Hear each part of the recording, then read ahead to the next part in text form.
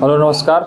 जैसा कि आप लोग पढ़ रहे थे प्राचीन भारत के इतिहास के स्रोत में, और आज प्राचीन भारत के इतिहास के स्रोत में आज अंतिम फेज है, और जो चीज़ छूट गई थी इसमें आपको उसमें जोड़ने का प्रयास किया गया है, और चीज़ों को बहुत आसानी तरीके से जो चीज़ें छूट गई थी उसको बताने का प्रयास किया गया है। जैसा कि हम लोग पढ़ रहे थे कि प्राचीन भारत के इतिहास के स्रोत में हम लोग साहित्यिक स्रोत देख रहे थे, तो साहित्यिक स्रोत में सारी चीज़ों को नहीं लिखवाया गया था। उस साहित्यिक स्रोत में एक स्रोत था धर्मनिरपेक्ष साहित्यिक स्रोत। तो धर्मनिरपेक्ष साहित्यिक स्रोत में कुछ ऐसी इंपॉर्टेंट चीज़ें थीं जिनको लग रहा था कि इनको पढ़ना बड़ा आवश्यक है। तो मुझको लगा कि इस चीज़ों को भी बताना बहुत आवश्यक है, क्योंकि यहाँ से भी एग्ज़ाम में क्वेश्चन बनते हैं और कूटों का मिलान करने के लिए आ जाता है, या ऐसे क्वेश्चन दे देंगे जिसमें पूछा जा सकता है कि कौन सा ऐसा व्यक्ति है जो उससे संबंधित नहीं है। तो आप जो नोट्स बना रहे हैं उस नोट्स में ही किसी दूसरे पेज पर इस चीज़ को आप लिखेंगे, ठीक है। तो उसमें लिखने के प्रयास में सबसे पहले हम क्या करते हैं, जैसे मैंने आपको उस दिन बताया था कि अष्टाध्यायी जो पुस्तक है वो पाणिनि के द्वारा लिखा गया है, और वो क्या किससे संबंधित है, व्याकरण संबंधित है, ठीक है। तो अष्टाध्यायी जो पुस्तक है वो पाणिनि से लिखा गया है और किससे संबंधित, व्याकरण संबंधित है। ये क्वेश्चन पूछता है कि कौन सी ऐसी पुस्तक है जो व्याकरण संबंधित है, तो पाणिनि के द्वारा लिखा गया अष्टाध्यायी है, ठीक है।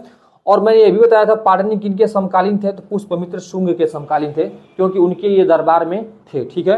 उसके बाद हम आगे चलते हैं तो महाभाष्य एक पुस्तक है, महाभाष्य जो पतंजलि के द्वारा ही ये भी लिखा गया है, ठीक है। ये पतंजलि के द्वारा लिखा गया है, और यह जो पुस्तक है यह पुष्पमित्र शुंग के विषय में क्या करता है, बताता है, ठीक है। पुष्पमित्र शुंग के विषय के बारे में हमको जानकारी मिलती है इस जब बुक को हम पढ़ते हैं, महाभाष्य की महाभाष्य की नहीं, महाभाष्य पुस्तक पतंजलि जो पढ़ते हैं, ठीक है। उसके बाद हम पढ़ते हैं परिशिष्ट पर्वम या परिशिष्ट पर्व जो पुस्तक है यह हेमचंद्र की है। किसकी है, हेमचंद्र की है, और हेमचंद्र की जो पुस्तक है, और हेमचंद्र जो होते हैं वो चंद्रगुप्त के किसमें बारे में बताया गया, चंद्रगुप्त मौर्य जो थे उनके बारे में बताया गया है कि कैसे चंद्रगुप्त मौर्य जो हैं जैन धर्म को में आते हैं दूसरे धर्म को छोड़कर। तो उसमें यही बताया गया है जैन धर्म के, चंद्रगुप्त के जैन धर्म में रूपांतरण को बताया गया है कि जैन धर्म को स्वीकार करते हैं चंद्रगुप्त मौर्य, ठीक है। तो ये परिशिष्ट पर्व में आया, पूछ सकता है क्वेश्चन कि किस बुक में चंद्रगुप्त ने के बारे में बताया गया है जो जैन धर्म को उन्होंने क्या किया, स्वीकार किया गया। तो बोलेंगे परिशिष्ट पर्व में, ठीक है, परिशिष्ट पर्व में, ठीक है।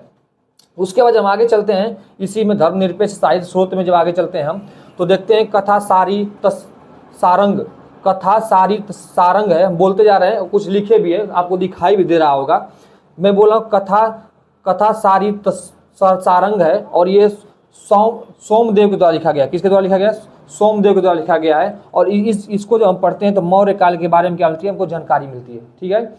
उसके बाद जब इसी क्रम में जब आगे बढ़ते हैं तो बृहद कथा मंजरी है, बृहद कथा मंजरी है, ठीक है। तो बृहद कथा मंजरी जो है क्षेमेंद्र के द्वारा लिखा गया है, क्षेमेंद्र, और इसको भी जब हम पढ़ते हैं तो मौर्य काल के बारे में जानकारियाँ मिलती है, ठीक है। हमें बताऊंगा क्वेश्चन कैसे पूछे जाएंगे, जब मैं इसको पढ़ा लेता हूँ तो मैं आपको बताता हूँ क्वेश्चन कैसे पूछे जाएंगे। उसके बाद नीति सार है, नीति सार जो है यह कामंदक एक थे विद्वान थे, उनके द्वारा लिखी गई है, और इससे हम क्या करते हैं, गुप्त काल के बारे में क्या मिलती है, जानकारी मिलती है। किस काल के बारे में, गुप्त काल की जानकारी मिलती है। जो कामंदक होते हैं, यहाँ पर इनसे समझ दो चीज़ों को और लिख लेते हैं। कामंदक जो होते हैं वो चाणक्य क्या होते हैं, चाणक्य के शिष्य होते हैं, ठीक है। कामंदक जो होते हैं चाणक्य के शिष्य होते हैं। दूसरा चीज़ जो है, जो नीति सार जो है, नीति सार जो पुस्तक है, जो नीति सार पुस्तक है, ये जो चाणक्य जो लिखे हैं पुस्तक, कौन से पुस्तक लिखे हैं, तो अर्थशास्त्र लिखे हैं, अर्थशास्त्र पर ही ये लिखी गई है, ठीक है। अर्थशास्त्र का ये क्या है, ये एक अर्थशास्त्र की क्या है, ये एक उप पुस्तक है, कौन सी, नीति सार। तो पूछ सकता है कि अर्थशास्त्र की कौन सी उप पुस्तक है जो अर्थशास्त्र पर भी क्या है, आधारित है, या उसी पर वो लिखी गई है, तो ये बोल सकते हैं नीति सार, ठीक है। उसके बाद जब हम आगे चलते हैं तो दास कुमार चरित्र, दस कुमार चरित्र ये पुस्तक है, दस कुमार चरित्र, दस कुमार जो चरित्र जो पुस्तक लिखी गई है वो डांडी के द्वारा लिखी गई है, ठीक है, डांडी के द्वारा लिखी गई है। और इस पुस्तक से, किस पुस्तक से, दस कुमार चरित्र पुस्तक से हमें किसके बारे में जानकारी मिलती है, किसके बारे में जानकारी मिलती है, तो अब बताएंगे गुप्त काल के समाज के का वर्णन मिलता है। किसमें, गुप्त काल के समाज का वर्णन किस मिलता है, दस कुमार चरित्र जो डांडी के द्वारा लिखी गई पुस्तक है, और इसमें क्या मिलता है, गुप्त काल में समाज का वर्णन मिलता है। गुप्त काल का जो समाज होता है उसका हमको क्या मिलता है, इसमें वर्णन मिलता है, ठीक है। इस चीज़ों को आप हायरार्की के थ्रू लिखते चलेंगे, ठीक है, छोड़ेंगे नहीं, क्योंकि ये इंपॉर्टेंट है, क्योंकि आगामी जो क्वेश्चन आए हुए हैं उसमें, आगामी जो क्वेश्चन आएंगे उसमें पूछा गया है। और जब आप प्रीवियस ईयर क्वेश्चन पेपर देखते हैं तो यहाँ से 2-4 क्वेश्चन आपके एग्जामिनेशन हाल में देखने को मिले हैं और जो दिए होंगे वो जानते होंगे, ठीक है। उसके बाद हर्ष चरित्र आपको बताए हैं, हर्ष चरित्र बाणभट्ट के द्वारा लिखी गई है, ठीक है। इसमें हर्ष की उपाधियों का क्या किया गया, वर्णन किया गया, ठीक है। उसके बाद इसको मैं उस वाले लेक्चर में बताया था कि हर्ष चरित्र के बारे में मैं आपको बताया था। उसके बाद पृथ्वीराज पुस्तक है, ठीक है। पृथ्वीराज पुस्तक है, यह जो है ये जो पुस्तक है ये जयानक के द्वारा लिखी गई। किसके द्वारा लिखी गई, जयानक के द्वारा लिखी गई है। और इसमें क्या है, पृथ्वीराज चौहान की उपलब्धियों के बारे में बताया गया है। किसके बारे में, पृथ्वीराज चौहान की उपलब्धियों के बारे में बताया गया है। उसके बाद आता है विक्रमांक देव चरित्र। कौन सा पुस्तक है, विक्रमांक देव चरित्र पुस्तक है। और ये जो पुस्तक लिखी गई है ये बिल्हड़ के द्वारा लिखी गई है। किसके द्वारा, बिल्हड़ के द्वारा लिखी गई है। और इसमें जो है नरेश विक्रमादित्य की उपाधियों के बारे में क्या किया गया है, बताया गया है। तो यही जो पुस्तक से संबंधित जो ये पूरी हायरार्की है, तो इसको जब हम देखते हैं तो अब इसमें कैसे क्वेश्चन पूछे जाते हैं, मैं इस पे भी थोड़ा सा चर्चा कर लेता हूँ। जैसे क्वेश्चन जब पूछे जाएंगे इसमें, तो जब क्वेश्चन पूछे जाएंगे तो जैसे अष्टाध्यायी है, तो अष्टाध्यायी जो पुस्तक है इसे पाणिनि के द्वारा लिखी गई है, ठीक है। तो ये पूछ सकता है कि पाणिनि किसके समकालीन थे, तो मैं बताया पुष्पमित्र शुंग के समकालीन थे। कौन थे, पाणिनि। तो ये शुंग वंश से संबंधित आपको बताया कि जब आगे पढ़ाएंगे गुप्तोत्तर काल आपको पढ़ाएंगे, तो गुप्तोत्तर काल में आप देखेंगे एक शुंग राजा आएंगे, ठीक है, पुष्पमित्र शुंग। उन्होंने ही शुंग वंश की स्थापना करते हैं। ये ब्राह्मण वंश आता है, ठीक है। ये सारी चीज़ों को आगे काल में पढ़ाया जाएगा। ये एक तरह से परिचय है, उसके स्रोतों के बारे में परिचय है, ठीक है। आगे चलते हैं, चीज़ों को समझते हैं। महाभाष्य, जो महाभाष्य पुस्तक है पतंजलि द्वारा लिखी गई है। तो इसमें क्वेश्चन जो पूछेगा, जैसे पूछ देगा कि इसमें से कौन सी ऐसी पुस्तक है जो पतंजलि के द्वारा लिखी गई है। एक तो क्वेश्चन ये पूछेगा, ठीक, 1 लाइन में पूछ सकता है क्वेश्चन। दूसरा क्वेश्चन ये पूछ सकता है, तमाम ये पुस्तकें दी रहेंगी, ठीक है, तमाम ये पुस्तकें दी रहेंगी और उनके क्या नाम है कि जो लेखक करता है या जो विद्वान लिखे हैं उनके नाम दिए रहेंगे। उसी एक पुस्तक के नाम में किसी दूसरे नाम का क्या कर दिया जाएगा, विलोप कर दिया जाएगा या उनको लुप्त कर दिया जाएगा। उनके स्थान में किसी दूसरे का नाम दे दिया जाएगा, ठीक है। एक तो दूसरा क्वेश्चन हो गया। तीसरा क्वेश्चन ये हो सकता है कि पुस्तकें दे दी जाएंगी और उनके बाद जो लेखक लिखे हुए हैं, जो विद्वान लिखे हुए हैं, उनको मिलान करने को दे सकता है, ठीक है। और जो चौथा इस समय वर्तमान में ट्रेंडिंग में चल रहा है, एग्जामों में आप देख रहे होंगे, वह बहुत इंपॉर्टेंट है। कथन और निष्कर्ष के लिए जो क्वेश्चन बन रहे हैं वो दे सकता है। जैसे पूछ सकता है कि अष्टाध्यायी पुस्तक क्या है, व्याकरण संबंधित है। तो ऐसे करके कूट बनाकर आपको भी पूछ सकता है क्या कथन 1 सही है कि कथन 2 सही है। ऐसे कर दे सकता है कि कथन ए सही है कि सी सही है कि बी सही है। वर्तमान समय में ये टेंडेंसी है एग्जाम हाल में पूछने की क्वेश्चन, ठीक है। उसके बाद जब हम चलते हैं तो मैंने आपको बताया था पुरातात्विक स्रोत के बारे में बताया था। पुरातात्विक स्रोत में मैंने अभिलेख के बारे में आपको पर चर्चा किया था और थोड़ा सा चर्चा करके मैं अपनी चर्चा को रोक दिया था, क्योंकि दूसरे अगर उसमें चर्चा करता तो शायद वो लेक्चर बड़ा हो जाता, ठीक है। इसके लिए मैंने सोचा कि उसी में इसको जोड़ा जाएगा। जब नेक्स्ट लेक्चर बनाया जाएगा तो उसमें इस चीज़ों को जब जोड़ दिया जाएगा तो आपको भी पेन ना उठाना पड़े और हमको भी सहूलियत होगी लेक्चर को बनाने में, ठीक है। तो जैसा कि मैं अभिलेख के बारे में बताना चाहता हूँ कि सबसे प्राचीन जो अभिलेख है वो मध्य एशिया से प्राप्त अभिलेख है, जिसका नाम है बोगजोगोई अभिलेख। कौन सा अभिलेख, बोगजोगोई अभिलेख।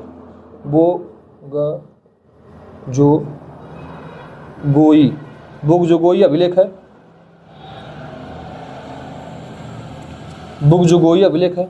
जो बोगजोगोई अभिलेख है, ठीक है, जो बोगजोगोई अभिलेख है, बोगजोगोई जो अभिलेख बता रहा हूँ, ये सबसे प्राचीनतम अभिलेख है। अब तक का जितने अभिलेख पाए गए हैं उसमें सबसे जो प्राचीनतम अभिलेख है वो बोगजोगोई अभिलेख है और यह मध्य एशिया के बोगजोगोई नामक स्थान से पाया गया है। इसीलिए इसका नाम क्या है, बोगजोगोई नामक अभिलेख है। मैं सारी चीज़ों को बोल रहा हूँ अपने शब्दों के माध्यम से, आप चीज़ों को लिखेंगे।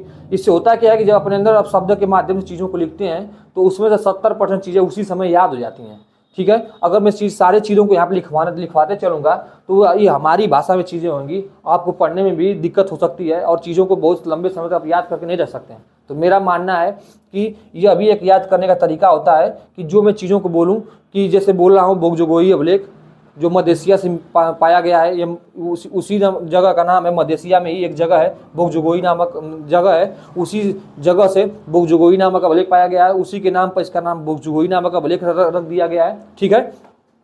तो सबसे प्राचीनतम अभिलेख जो बताया हूँ बुगजोगोई अभिलेख है। और इसकी खासियत क्या है, इसकी खासियत में क्या है कि ये जो इसमें चार वैदिक देवताओं का क्या इसमें है नाम देखने को मिलता है। इस पर लिखा गया है, मैंने बताया था अभिलेख वो होते हैं जो छैनी और हथौड़ी के माध्यम से चीज़ों को कुरेद के लिखे जाते हैं, ठीक है। कोई ताम्र स्तंभ हो उस पर, या किसी गुहा पर, या किसी दीवार पर, चाहे सिलपट पर चीज़ें लिखी जाती हैं, उसी को क्या बोलते हैं, उसी को अभिलेख बोलते हैं।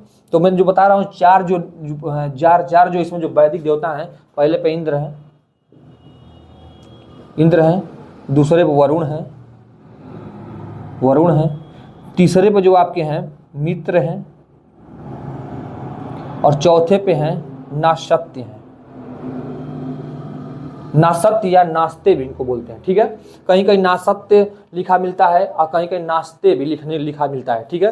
तो उसी तरह हम आगे चलते हैं। इस अभिलेख से जो तीसरी इंपॉर्टेंट बात है कि इस अभिलेख का जो ये अभिलेख है, इसका जो समय पीरियड है वो 1400 ईसा पूर्व है, ठीक है। 1400 क्या है, 1400 ईसा पूर्व का बना हुआ है। इस चीज़ को अपने दिमाग में नोट किए रहिएगा कि जो अभिलेख है ये 1400 ईसा पूर्व के अभिलेख है। इस चीज़ को आप इंपॉर्टेंट अपने दिमाग में बनाए रखिएगा, ठीक है। जो 1400 ईसा पूर्व के जो अभिलेख है, तो इससे चौथी जो चीज़ें निकल जाती हैं इस अभिलेख जो हम अध्ययन करते हैं, इससे ऋग वैदिक काल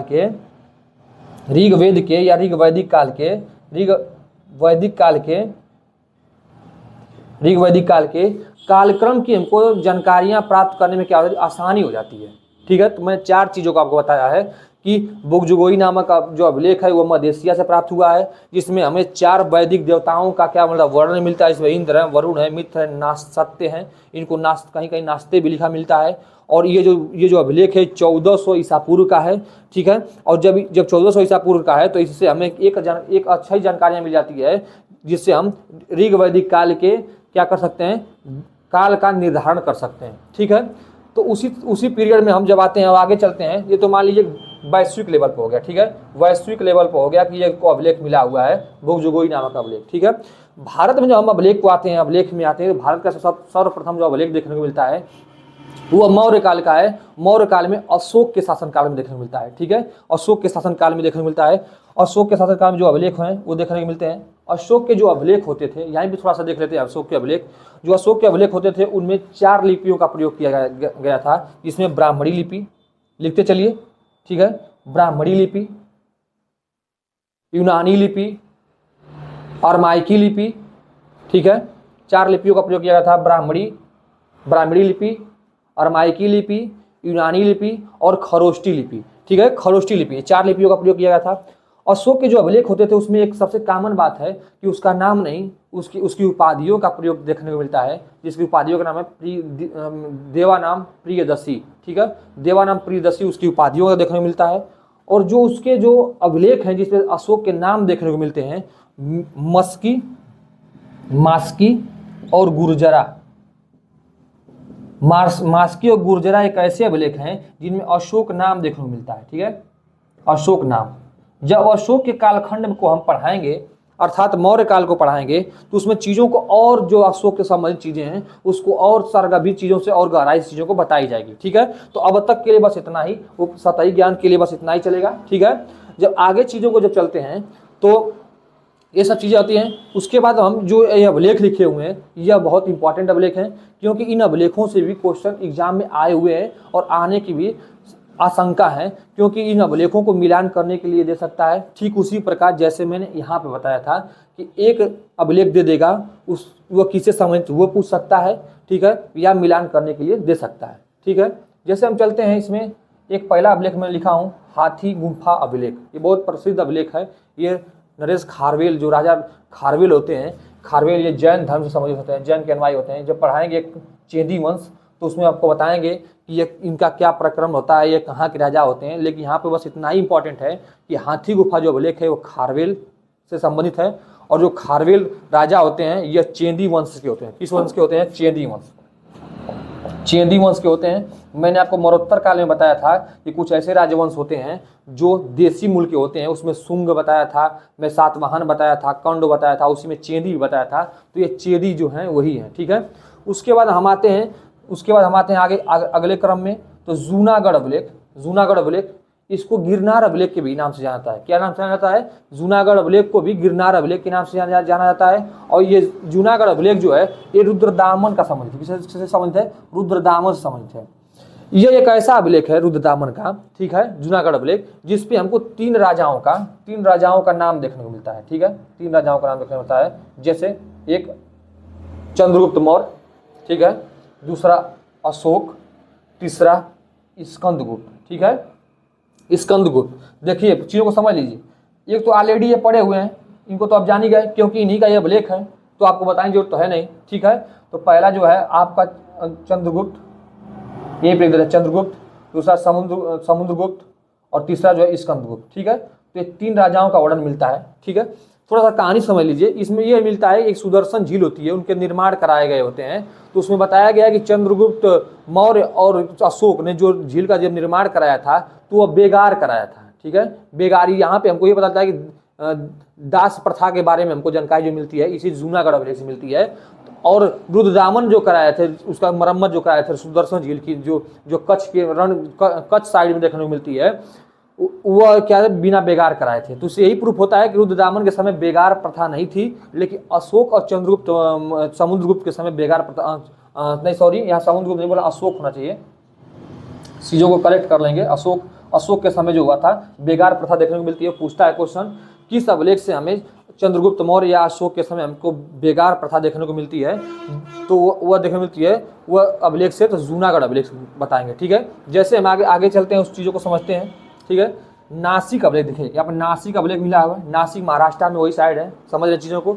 नासिक जो अभिलेख है यह गौतमी बल्लभी श्री का है। जब आप पढ़ेंगे सातवाहन वंश के बारे में पढ़ेंगे तो उसी समय गौतमी बल्लभी श्री आएंगी। और गौतमी जो बल्लभी श्री हैं यह गौतमी पुत्र सातकर्णी की माता है। ठीक है, और ये जो नासिक अभिलेख है इसमें गौतमी बल्लभी श्री ने अपने गौतमी पुत्र सातकर्णी के बारे में, उसके विजयों के बारे में बताया गया है कि किस तरह से ये नेपान को मारे थे, क्या किए थे, उसके बारे में बताया गया। जब सातवाहन वंश पढ़ाया जाएगा तो सारी चीज़ों को इसमें बताया जाएगा। ठीक है, तो जो नासिक जो अभिलेख है गौतमी बल्लभी श्री का हुआ है, और गौतमी बल्लभी श्री जो थी गौतमी पुत्र सातकर्णी की माता थी। ठीक है, उसके जब अगले क्रम में जब हम चलते हैं तो हम देखते हैं प्रयाग स्तंभ लेख।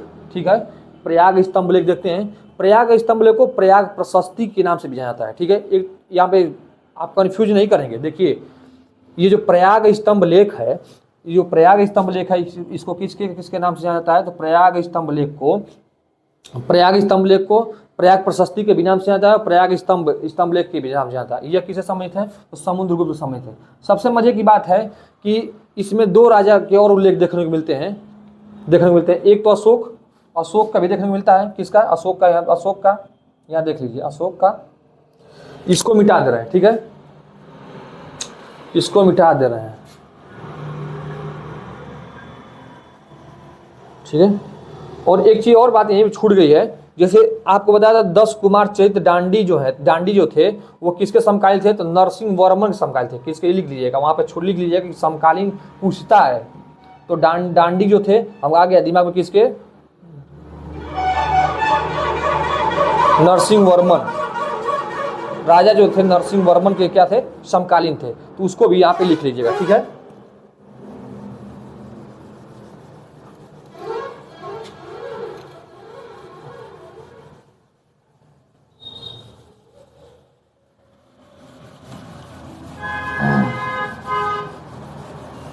तो वही मैं बता रहा था कि जो आपका ये जो प्रयाग प्रशस्ति है, इसको हम लोग क्या करते हैं, प्रयाग प्रशस्ति को स्तंभ लेख के नाम से जानते हैं।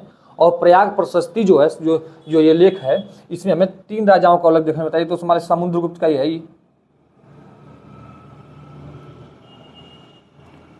समुद्रगुप्त, दूसरा अशोक ने इसको बनवाया था, और तीसरा जो है जो हम जहांगीर। ठीक है, तो ये इंपॉर्टेंट है। और मैंने यहाँ पे बताया था, इसको भी थोड़ा ध्यान देंगे। जूनागढ़ अभिलेख में एक तो रुद्रदामन का खुद है ही है। ठीक है, दूसरा जो बताया था आपको चंद्रगुप्त मौर्य,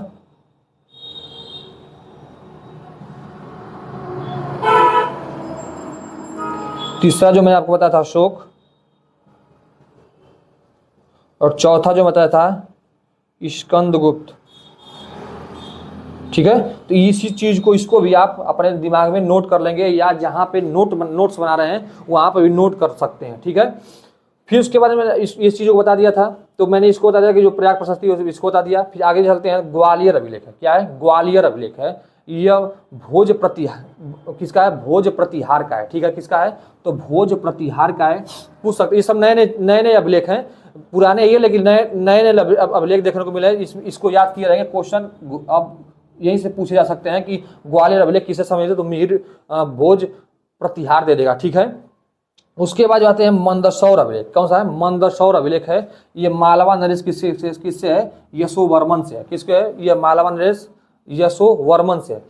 इसके बारे में थोड़ा सा और बता देंगे। इस अभिलेख में लिखा क्या गया है, ये इस अभिलेख में जो है हुण जो थे हुणों के को पराजित के बारे में जानकारी हमको जो मिलती है। पूछ सकता है क्वेश्चन, जो हुण थे उनके पराजय जो किस राजा ने किया था, तो बोलेंगे मालवा नरेश यशोवर्मन ने किया था। और इसकी जानकारी किस अभिलेख से मिलती है, तो मंदसौर अभिलेख से मिलती है। ठीक है, उसके बाद है ये होल अभिलेख। ठीक है, ये होल अभिलेख जो है पुलकेशिन द्वितीय की है, प्रथम नहीं है, इसको ध्यान रखिए। यही प्रथम दे देगा और आपसे क्वेश्चन क्या होगा, गलत हो जाएगा। ये प्रथम नहीं है, बल्कि क्या है, ये होल अभिलेख पुलकेशिन द्वितीय का है। ठीक है, फिर उसके बाद अयोध्या अभिलेख जो है धनदेव का है। ठीक है, अयोध्या अभिलेख किसका है? अयोध्या, इसमें बहुत चर्चा में चल रहा है, आप लोग देख ही रहे हैं। ठीक है, तो वही जो है अयोध्या जो अभिलेख है किसका? धनदेव का है। और धनदेव जो थे पुष्पमित्र शुंग क्या थे?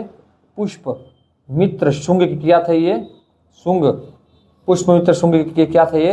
तो पुष्पमित्र शुंग के क्या थे? ये क्या थे? दरबारी, क्या विद्वान थे। ठीक है, उनकी क्या थे? उन्हीं के दरबार में रहते थे। ठीक है, तो मैंने आपको बता दिया हाथी गुफा अभिलेख, जूनागढ़ अभिलेख, नासिक अभिलेख, प्रयाग स्तंभ लेख, फिर ग्वालियर अभिलेख, फिर आपको बता मंदसौर अभिलेख, ये होल अभिलेख और अयोध्या अभिलेख बता दिया। ठीक है, ये सब चीज़ें मैंने आपको बता दी। ठीक है, उसके हम आगे के क्रम में जब चलते हैं, चीज़ों को समझते हैं, तो हम आपको बताते हैं कि इसमें चीज़ें की और क्या बताना है। ठीक है, तो चीज़ों को और समझने के पहले हम लोग इसमें थोड़ा सा सिक्के के बारे में देख लेते हैं। जो मैं सिक्के के बारे में बता रहा था, तो मैं सोचा कुछ सिक्कों के बारे में तो उतना इंट्रोडक्शन में छोड़ दिया था, तो मैं सोचा कुछ सिक्के के बारे में आपको कुछ बताऊं। ठीक है, सिक्कों के इतिहास के बारे में थोड़ा सा मैं आपको बता देना चाहता हूं। ठीक है, सिक्कों के इतिहास के बारे में बताना चाहता हूं। ये सिक्के भी जो है पूरा तात्विक के ही समय देखने को मिलते हैं। ठीक है, पूरा तात्विक जो स्रोत में बताया था उसी की हायरार्की में मैंने बताया था सिक्के भी। ठीक है, मुद्राओं के बारे में बताया है। देखो, सिक्कों का जो अध्ययन होता है ना, उसको मुद्रा शास्त्र बोलते हैं। क्या बोलते हैं? मुद्रा शास्त्र। और अंग्रेजी में इसी को बोलते हैं क्या बोलते हैं? न्यूमिस्मेटिक्स।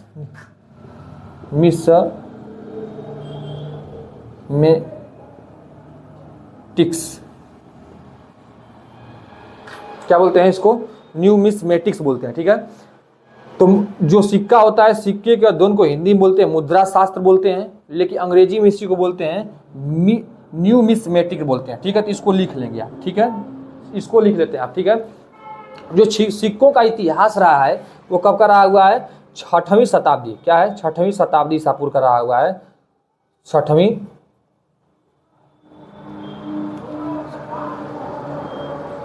शताब्दी का रहा हुआ है, जिसको बोलते हैं महाजनपद काल। तो आप लिखेंगे जो सिक्कों का जो इतिहास रहा हुआ है, जो सिक्कों का इतिहास रहा है वो 6वीं शताब्दी ईसा पूर्व तथा महाजनपद काल का रहा हुआ है। ठीक है, उस समय जो सिक्के होते थे ना, सिक्के होते थे, इनको सिक्के नहीं कहा जाते थे, बल्कि कहा जाता था इनको आहत मुद्रा बोला जाता था। क्या बोलता? आहत मुद्रा बोला जाता था। किस में? हिंदी में। ठीक है, इनको हिंदी में आहत मुद्रा बोला जाता था। और अंग्रेजी में जो बोला जाता था, अंग्रेजी में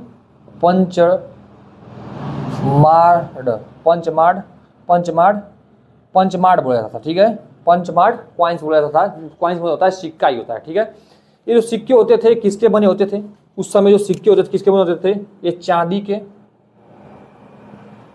चांदी और तांबे के बने थे। पूछता है क्वेश्चन कि 6वीं शताब्दी ईसा पूर्व के जो सिक्के होते थे महाजनपद काल के, 6वीं शताब्दी ईसा पूर्व महाजनपद काल के जो सिक्के होते थे वो किसके बने होते थे? तो आप बताएंगे किसके बने होते थे? तो चांदी का बने होते थे या तो तांबा का बने होते थे। चांदी और तांबा जब आएगा दोनों में से किसी एक को ही देगा, चाहे चांदी दे सकता है चाहे तांबा दे सकता है। जो ये सिक्के होते थे उस समय के जो सिक्के थे महाजनपद काल के, उस सिक्कों पर राजा रानी के चित्र नहीं देखने को मिलते हैं, ठीक है, बल्कि प्राकृतिक चित्रण देखने को मिलते हैं। इससे यही कयास लगाया जा सकता है कि उस समय के जो राजा थे वो प्राकृतिक प्रेमी थे। तो उनके सिक्कों पर क्या प्राकृतिक चित्रण, ठीक है, प्राकृतिक चित्रण में क्या था? जैसे प्राकृतिक चित्रण देख लीजिए, उसमें मयूर, मछली, चांद, मयूर हो गया, मछली हो गया, चांद हो गया, मयूर मछली चांद, और उसके बाद पेड़ की आकृति, ठीक है, पेड़ की आकृति बनी होती थी, मयूर की होती थी, मछली की होती थी, और चांद की आकृति क्या होती थी? उन सिक्कों बनी होती थी। इससे यही लगाया जा सकता था कि उस समय जो राजा होते थे वो क्या होते थे? प्रेमी होते थे, प्राकृतिक प्रेमी होते थे, ठीक है। जो 6वीं शताब्दी ईसा पूर्व महाजनपद काल के जो सिक्के होते थे उसकी सबसे महत्वपूर्ण जानकारी ये है कि यह व्यापारी वर्ग के द्वारा क्या कहते थे? ढाले जाते थे। क्या कहते थे? ढाले जाते थे, व्यापारी वर्ग द्वारा ढाले जाते थे। लेकिन जैसे जैसे इनकी उपयोगिता आने वाले कालों में बढ़ती गई तो इनको ढालने का जो कार्य है वो राजवंशों ने ले लिया। कौन सा ले लिया? राजवंशों ने ले लिया, क्योंकि सिक्का ही क्या हो गए? उनके आय के स्रोत हो गए, तो इनको क्या कर लिया? उन लोगों ने ले लिया, ठीक है।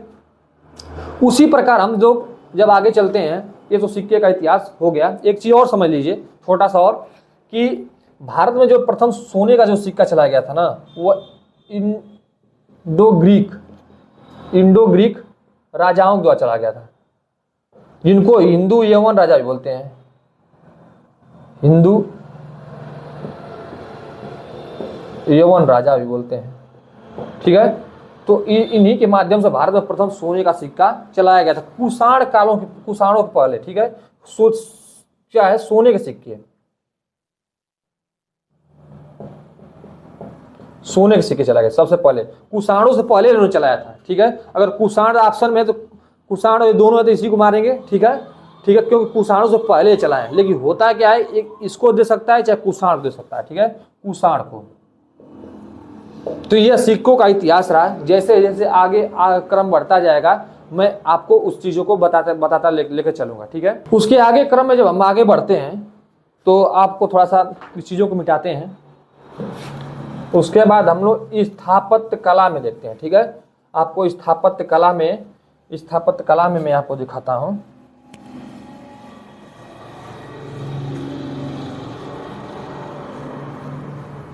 स्थापत्य कला में चलते हैं। तो स्थापत्य कला में जब हम आगे पढ़ते हैं स्मारक एवं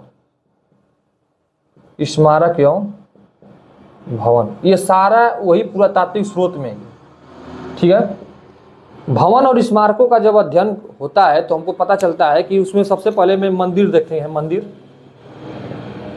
मंदिर देखते हैं, मंदिर कला है।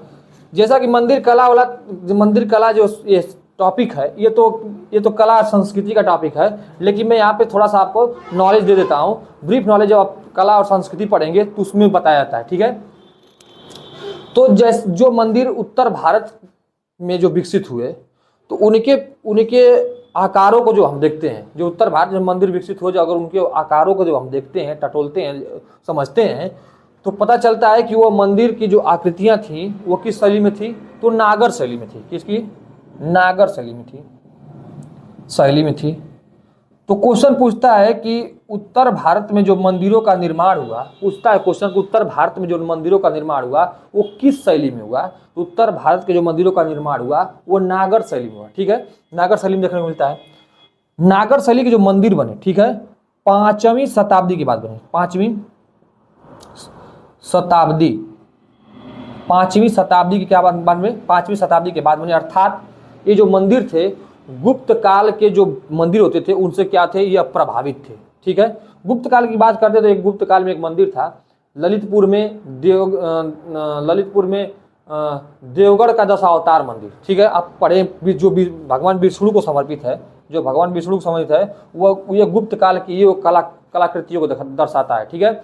उसके बाद देखते हैं, जब इसमें आगे बढ़ते हैं तो हम नागरसली कुछ मंदिरों की विशेषता देख लेते हैं, ठीक है। तो जब नागरसली के मंदिरों की हम विशेषता देखते हैं तो उसमें हम पहली विशेषता देखते हैं कि इसकी जो योजना होती है, जो बनाने का तरीका होता है, ये जो उसकी योजनाएं होती हैं वो क्या होती है,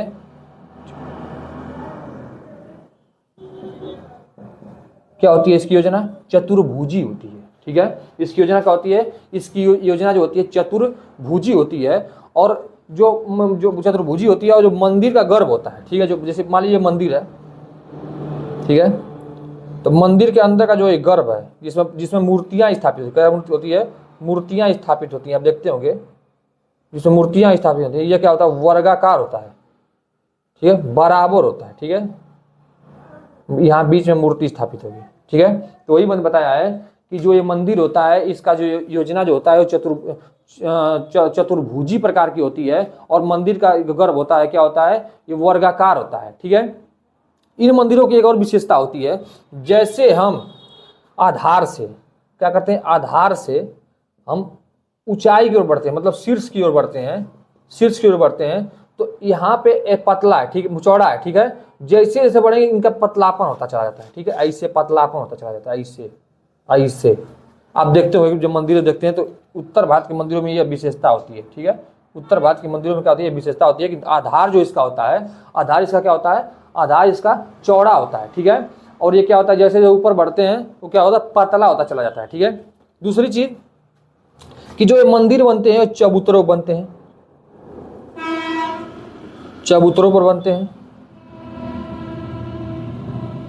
जो मंदिर बनते हैं किस में बनते हैं, तो जो मंदिर बनते हैं चबूतरों पर बनते हैं। और इसमें जो होता है स्तंभ नहीं पाए जाते हैं, मतलब जो नागरसली के मंदिर होते हैं इसमें क्या होता है, स्तंभों का विलोप होता है, नहीं पाए जाते हैं, ठीक है। तो मैंने आपको इसमें बता दिया, पहला चीज इसका जो योजना होता है चतुर्भुजी होती है, ठीक है, ये चबूतरों पे बने होते हैं, ठीक है। इसका जो अंदर का जो गर्भ होता है वो क्या होता है, वर्गाकार होता है। आधार से जब हम शीर्ष की ओर बढ़ते हैं तो क्या होता है, पतला होता चला जाता है, ठीक है, ये पतला होता चला जाता है, ये चीजें हैं। उसमें हम कुछ मंदिरों का उदाहरण देखते हैं, ठीक है, मंदिरों को उदाहरण देखते हैं, उदाहरण थोड़ा देर इसको मिटा देते हैं, ठीक है, जिससे चीजों को आसानी से समझाया जा सके। अब देखिए क्वेश्चन यही से आते हैं, ठीक है। उदाहरण जो है, उदाहरण लिखेंगे मोडेरा का,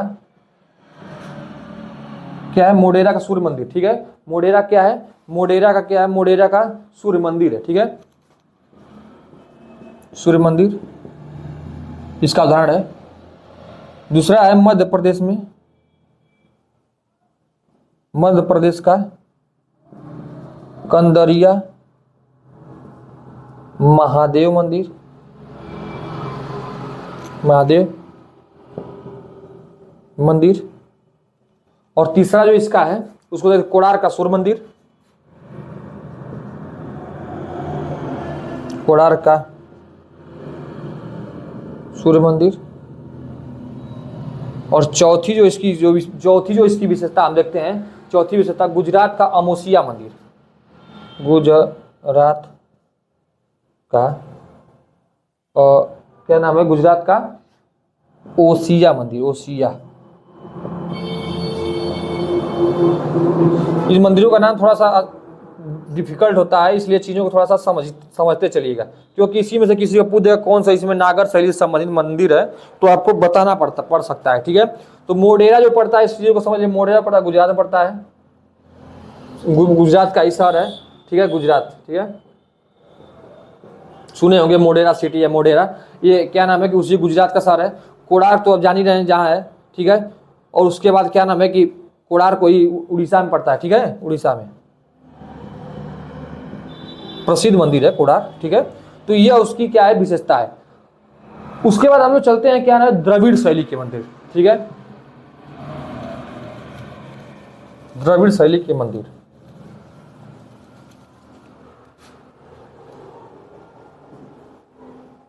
द्रविड़ द्रविड़ शैली के मंदिर को देखते हैं, तो द्रविड़ शैली के मंदिर को जो हम पढ़ते हैं तो इसमें इसकी खासियत बात यह है, जब इसके योजनाओं को देखा जाता है, इसके स्थापत्य कार्य को जब देखा जाता है तो इससे पता चलता है कि ये द्रविड़ शैली के मंदिर हैं। और द्रविड़ शैली के जो मंदिर हैं वो क्या पाए जाते हैं, दक्षिण भारत पाए जाते हैं, दक्षिण भारत में पाए जाते हैं और दक्षिण भारत में पाए जाते हैं। और इनकी कुछ न कुछ, जैसे उनकी खासियत थी, इनकी भी कुछ खासियत होगी, ठीक है। तो इसकी जो खासियत है, पहली खासियत लिखेंगे कि इस मंदिर का जो क्या नाम है कि इस मंदिर का जो ऊंचाई होती है बहुत अधिक होती है। ऊंचाई जो होती है, लिखते चलिए अपनी कॉपी में, ऊंचाई जो होती है अधिक होती है। और प्रांगण, जो इसका प्रांगण होता है, प्रांगण क्या होता है, बहुत बड़ा होता है, बहुत क्या होता है, बड़ा होता है, ठीक है, एक चीज। दूसरी चीज, जो इसका प्रवेश द्वार होता है, क्या होता है, इसका जो प्रवेश द्वार होता है, प्रवेश द्वार जो होता है उसको क्या बोलते हैं, गोपुरम कहते हैं, गोपुरम क्या बोलते हैं उसको, गोपुरम कहते हैं, गोपुरम, ठीक है। वो प्रवेश द्वार को क्या बोलते हैं, गोपुरम कहते हैं। इन मंदिरों का जो आधार होता है ना, आधार होता है वो भी वर्गाकार ही होता है, क्या होता है, वर्गाकार होता है, ठीक है। ये आधार आप बताए ही है ना कि जो इसका जो मंदिर का जो ये बताया, उसमें बताया था नागर शैली में, इसमें भी उसकी समरूपता है कि इसका भी आधार क्या होता है, वर्गाकार ही होता है, वर्गाकार होता है, ठीक है। चीजों को समझ लीजिए, वर्गाकार होता है। और इसका जो मंदिर होता है, मंदिर का जो ये आधार वर्गाकार होता है। और इस पे जब ऊंचाई आगे बढ़ती है तो इसकी जो ऊंचाई क्या होती है, पिरामिड नुमा होती है,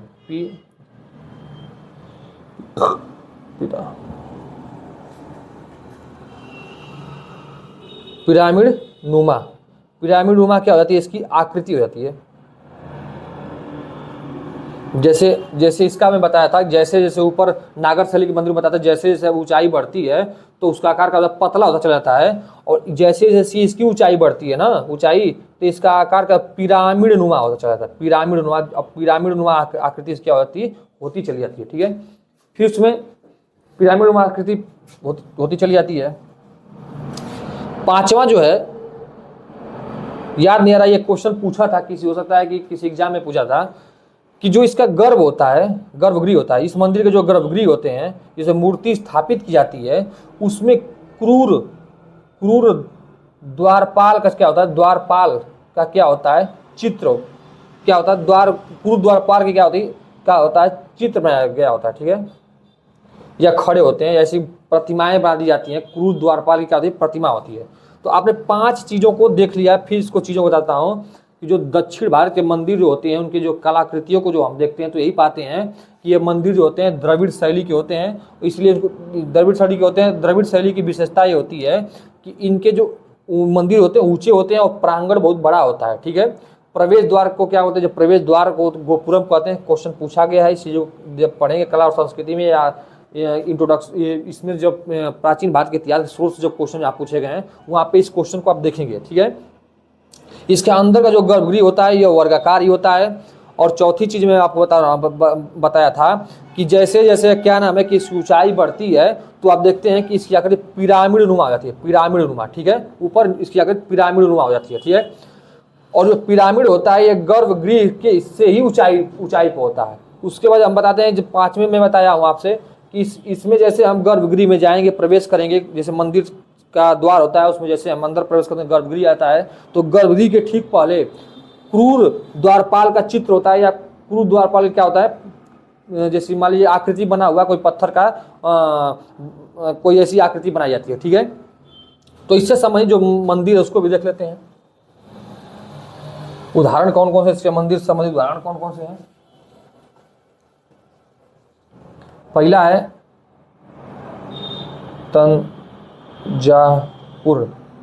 तंजावुर का बृहदेश्वर मंदिर, ठीक है। उसके बाद आता हूँ मदुरै का मीनाक्षी मंदिर,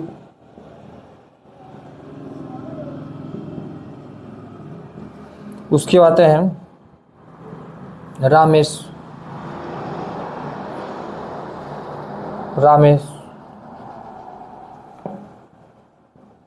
रामेश्वरम का मंदिर। रामेश्वरम के बाद आते हैं कांचीपुरम का मंदिर। कांचीपुरम का मतलब लगता है कि कैलाश मंदिर है, ठीक है। कांचीपुरम का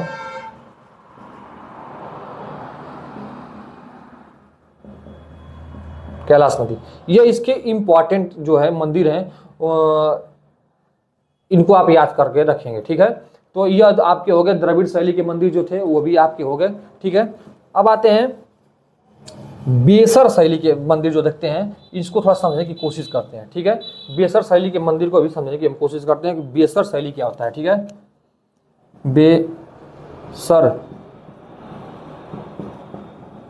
शैली के मंदिर, बेसर शैली के मंदिर, ठीक है, इसको समझने की कोशिश करते हैं, ठीक है। बेसर शैली के मंदिर, तो बेसर शैली के मंदिर जो होते हैं, इसकी बात क्या होती है। बेसर शैली मंदिर के जो हम मंदिरों को देखते हैं, तो उससे हम यही पता लगा पाते हैं कि इसमें दो शैलियों क्या होता है, दो शैलियों को मिलाकर क्या इस शैली का विकास होता है, ठीक है। दो शैली को मिलाकर इस शैली का क्या कहता है, विकास किया जाता है। जिसमें पहली शैली है नागर, जो उत्तर भारत में प्रसिद्ध है। दूसरी जो शैली है द्रविड़, ठीक है। तो पूछता है सही क्वेश्चन, किन दो शैलियों को मिलाकर बेसर शैली के मंदिर बनाए जाते हैं। तो नागर और द्रविड़ शैली। नागर शैली का मैं बताया हूँ कि यह उत्तर भारत में प्रसिद्ध है मंदिर, और आपको द्रविड़ शैली बताए हैं कि दक्षिण भारत में प्रसिद्ध, दक्षिण भारत में। मैं ये एक चीज़ यहाँ पे छोड़ दिया हूँ, इस मंदिर को विमानन मंदिर के भी नाम से जाना जाता है। द्रविड़ शैली के जो मंदिर होते हैं, लिख लीजिए वहाँ पर, विमानन शैली के मंदिर के नाम से भी जाता है, क्योंकि बहुत बड़े बड़े होते हैं, खूब मतलब गगनचुंबी टाइप मंदिर बनाते हैं, बहुत ऊंचाई बनाते हैं, ठीक है। और उसके बाद देखते हैं कि बेसर शैली के जो मंदिर होते हैं, इसकी कुछ खास बात देख लेते हैं क्या है। जो बेसर शैली के मंदिर होते हैं, उनकी भी कुछ खास बात देख लेते हैं। तो बेसर शैली के जो मंदिर होते हैं, उनका आकार शिखर से, आधार से शिखर तक क्या होता है, गोलाकार होता है या अर्ध गोलाकार होता है, ठीक है। तो मैंने क्या बोला हूं कि आधार से शिखर तक क्या होता है, शिखर तक क्या, आधार से मतलब निचले सतह से ऊपर तक, शिखर तक क्या होता है, गोलाकार क्या होता है, गोलाकार होता है या अर्ध गोलाकार।